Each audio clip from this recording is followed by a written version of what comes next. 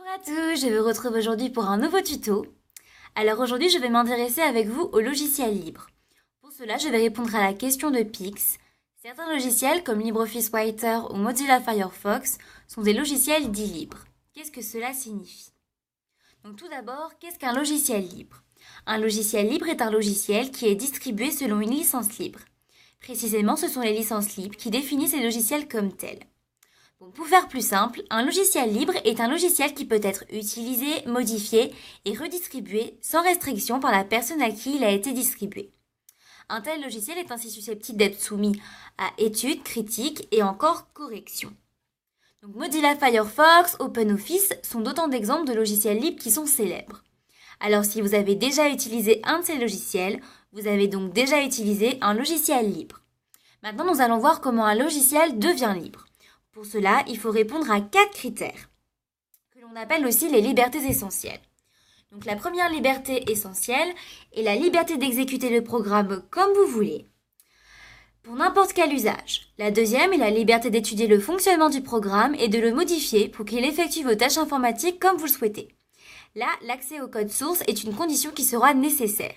Il y a ensuite la liberté de redistribuer des copies. Et pour finir, il y a la liberté de distribuer aux autres des copies de vos versions modifiées. En faisant cela, vous donnez à toute la communauté une possibilité de profiter de vos changements. L'accès au code source est une condition qui sera aussi nécessaire. Maintenant, nous allons voir la différence entre les logiciels libres et les logiciels gratuits, parce qu'il ne faut pas les confondre. Car même si un logiciel libre est à 90% gratuit, il peut très bien y avoir une extension ou une autre modalité qui du coup impose le paiement. Donc les logiciels libres sont appelés les freeware. Et il y a aussi les shareware qui ne doivent pas être confondus avec les logiciels libres parce que leur principe consiste à proposer une version limitée destinée à tester le logiciel. Donc la liberté d'utiliser sera limitée dans la durée par exemple et il faudra payer pour obtenir une version qui sera plus complète. Donc il faut faire attention à ces 3 logiciels qui sont différents. Maintenant, je vais vous montrer, je vais vous parler de qui peut créer des logiciels libres.